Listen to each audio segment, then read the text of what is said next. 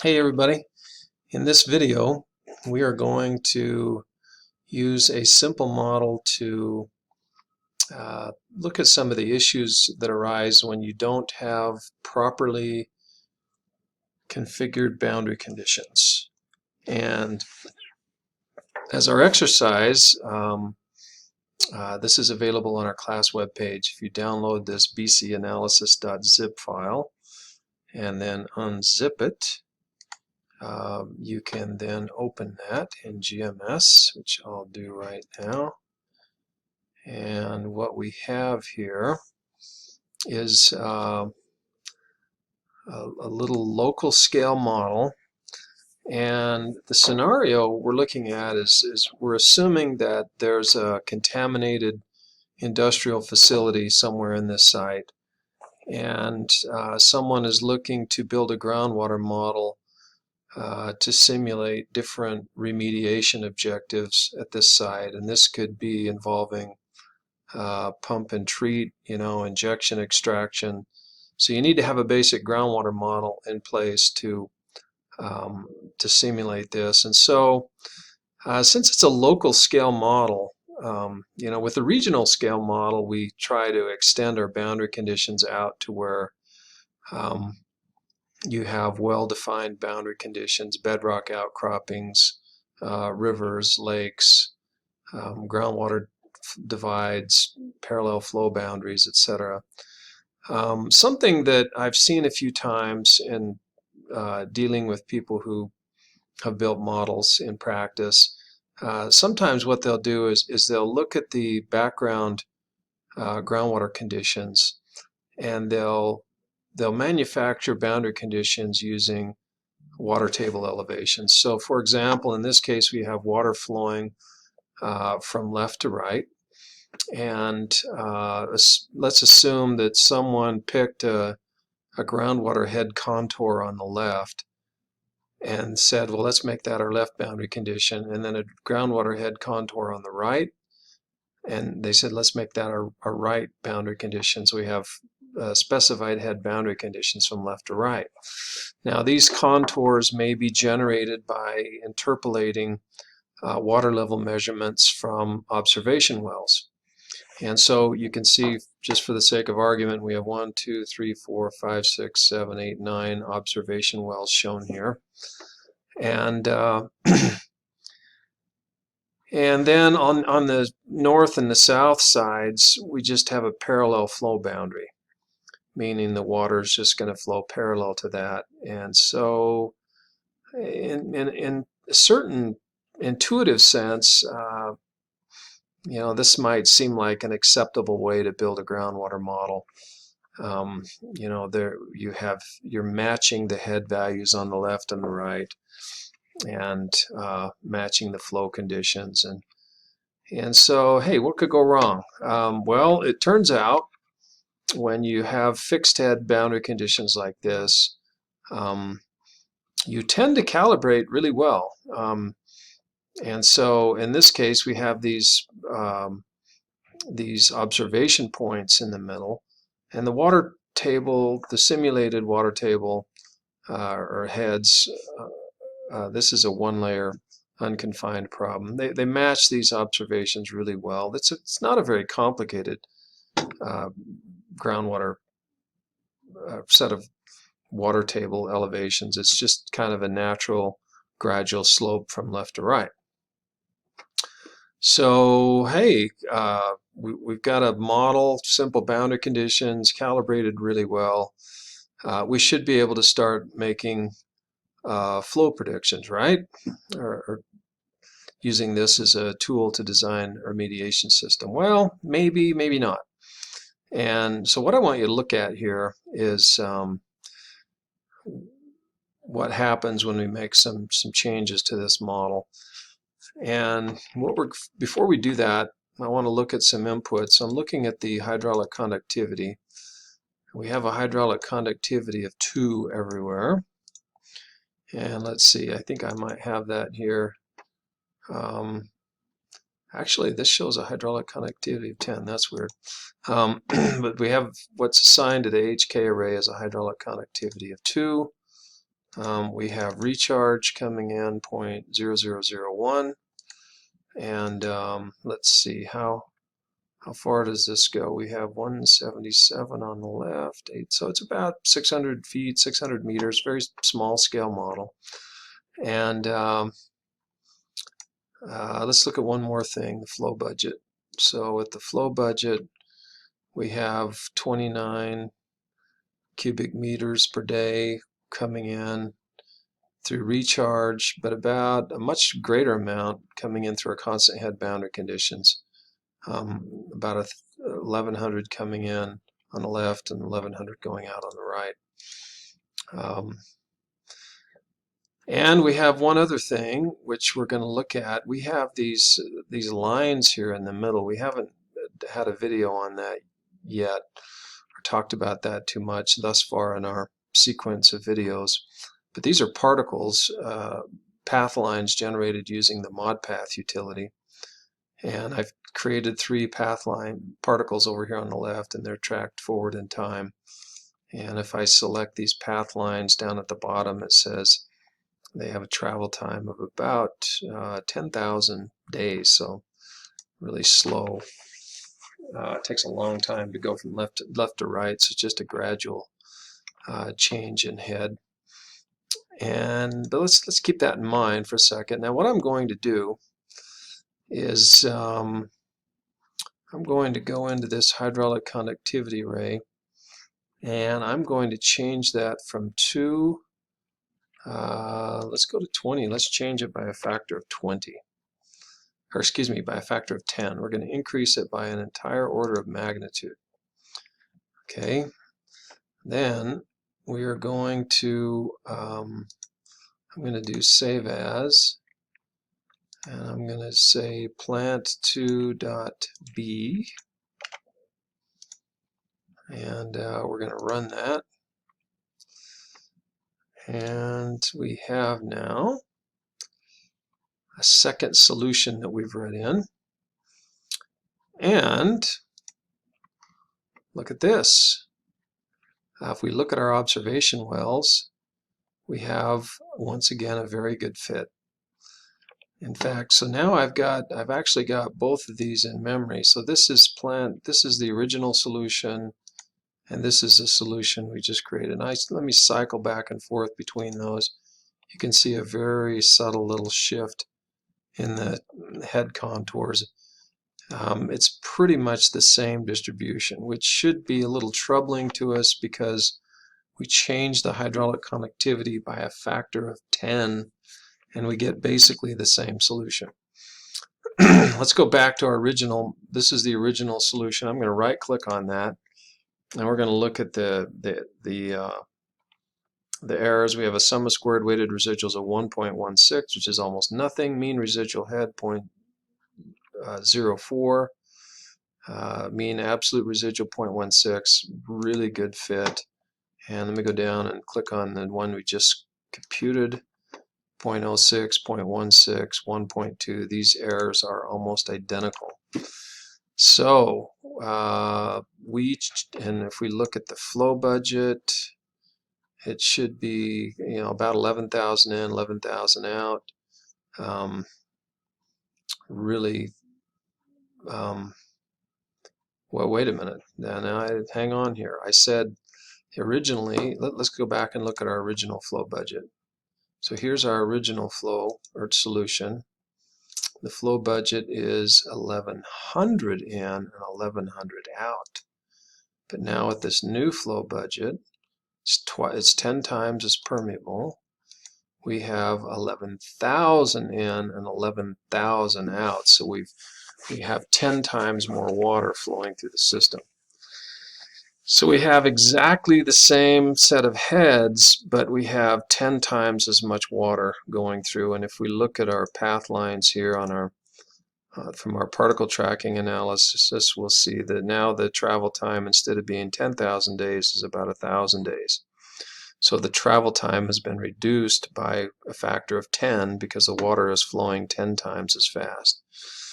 So the bottom line is, when you have fixed head boundary conditions on the left and the right like this and nothing else, It's what we call an over-constrained or highly constrained set of boundary conditions, meaning that you're always going to get this kind of a linear decrease in head as you go from left to right.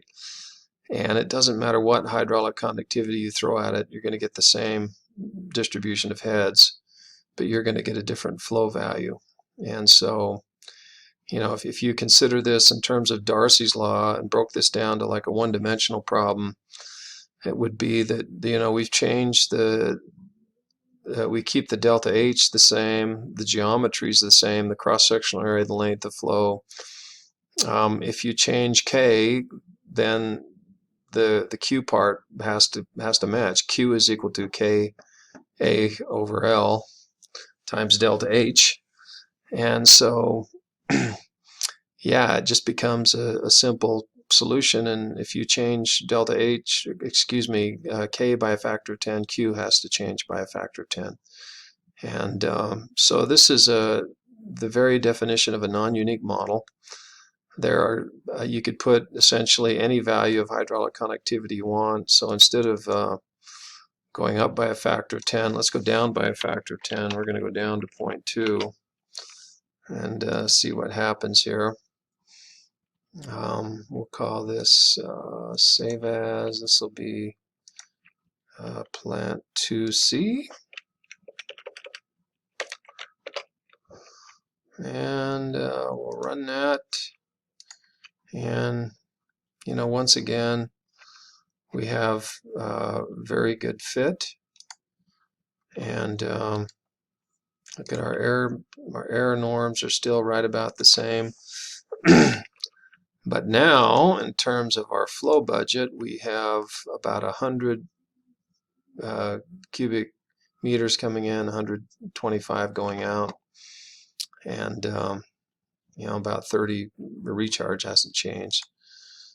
So again, same distribution of heads, all we've changed is the flow rate. So the question is, which of these is correct? Well, you have no idea. You know, if somehow you had a tracer test where you'd gone out and measured how rapidly the water table is moving, then you could use the results of the particle tracking here as kind of a surrogate way to infer what the correct, you know, what the right groundwater flow velocity is, and then you could back calculate, or you could keep changing hydraulic conductivity until that came out about right. Or if you had, you know, some estimate of the volume of water flowing through, I'm not sure how you'd get that. Probably your best bet would be if you had, again, some kind of tracer test where you injected water at one well and then captured it at a downstream well. Even then, you'd have to start accounting for things like preferential flow paths and molecular dispersion, but you know, it'd be better than nothing. And then you could begin to determine which is better than the other. Another approach with a solution like this is to just recognize that the outcome is completely dependent on your hydraulic conductivity, and then do your model analysis using a range of hydraulic conductivities which you think could bracket what the real hydraulic conductivity value is. And that's not a bad approach. So, for example, if you're doing some sort of injection extraction well design system, you could just repeat it using a wide range of hydraulic conductivities, recognizing that you just don't have a good way to calibrate this. But by doing that, you feel like you could bracket the correct answer.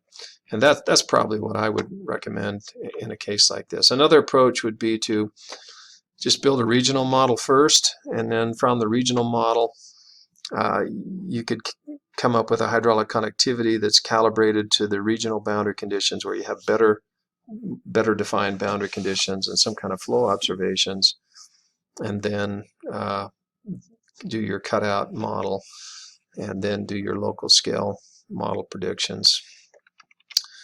And now, even if you do that, you got to be careful, because let's suppose that we go in here. I'm going to turn on the cell edges for a second. Let's suppose that we, using the select cell tool, we just create a well somewhere here in the middle, and give it a pumping rate of 1,000 cubic meters per day, something like that. And then save and run that.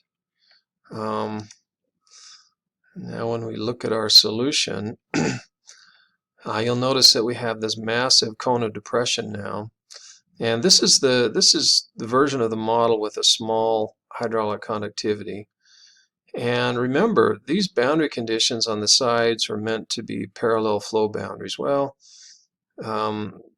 if the cone of depression from this well extends out that far, that's probably not a good assumption. You probably violated these assumptions. Furthermore, you have now water flowing from both sides of the model into the center.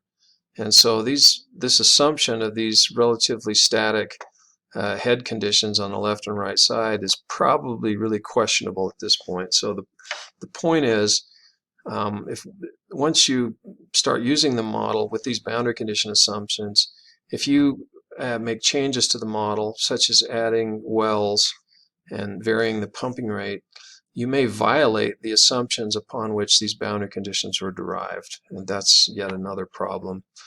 In other words, if you'd extended these boundary conditions out to a greater distance, the shape of this cone of depression might change substantially. Because right now it's as if you have a wall on the north and south ends of this model. It's like a physical barrier, when in fact there's nothing there. It's just you did a parallel flow boundary. Now let's suppose for a second that we went back to let's go back to our original value of 20. So instead of 0.2 for hydraulic conductivity, we use 20. I'm going to save that, run the model, and now we've got a much that we have just a small cone of depression here in the middle. I mean, you can just see a little bit of a deviation in these head contours. Let me turn off these cell edges so we can see that a little better. You see a little bit of a bump there. Now that's a much more reasonable change, and really that probably wouldn't impact your boundary conditions on either of the four sides to any degree. So that would be acceptable. And let me go in here and let's look in the middle now. Let's go down to a value of 2, which is halfway between these two extremes. We'll save and run that. And now we've got a little bit. So the size of the cone of depression is a function of your hydraulic conductivity. And so this is kind of an intermediate case. And here I'd probably be comfortable with that. I mean, it's going to impact. Does that cone of depression extend all the way out to these boundaries? Yeah, a little bit, but not too bad. But anything beyond this, I'd maybe get a little bit nervous about that. Now, when you're dealing with the remediation, something that you might run into a little more common is an injection extraction system. So I'm going to put a well right here, and I'm going to give it 1,000 positive. It's going to be an injection well. And right over here, I'm going to make an extraction well of minus 1,000. And here, let's refresh this because we've gotten rid of that well in the middle. I thought I did. Let me try that again. Oh, yeah. Well, let's delete that thing right there. There we go. That's what I meant to do. So now we have an injection well here, an extraction well here. So let's save and run that and see what we get. So now we have water coming in here and out here. And to better illustrate that, let me let's go in here and let's delete this these particles. Let me get rid of this particle set, and I'm going to select this cell, and I'm going to go into mod path and say generate particles at selected, let's see, wells, injection wells only. And okay, what we have now, let me change these display options just a little bit. Boundary, we don't want that on. So we've injected a bunch of particles here. They're being extracted here. So this kind of represents the zone of influence of this well, where the flushing occurs. And still, at these boundaries, the contours come in pretty much parallel to the boundary. Not a lot of deviation in the heads at either end. So again, I'd probably be okay with this level of pumping. And just for fun, what would happen if we let's split the difference. Let's go to a hydraulic conductivity about 5 and watch what happens to the shape of this capture area. And it gets much more narrow. So the greater the hydraulic conductivity, the smaller the influence of these wells on the system in terms of the region that's affected. So anyway, to summarize, you need to be extremely careful when you use fixed head boundary conditions. You tend to have an over-constrained model. No matter what hydraulic conductivity you give it, you'll get the same solution. So you have the very definition of a non-unique solution. And in order to make that useful as a predictive tool, you either need to use some sort of estimate of travel time, groundwater velocity to kind of narrow down the correct K value, or you need to just run a whole range of K values and do a sensitivity analysis on whatever it is you're analyzing with your local scale model. So be very careful with your boundary conditions. That's what we've learned in this exercise.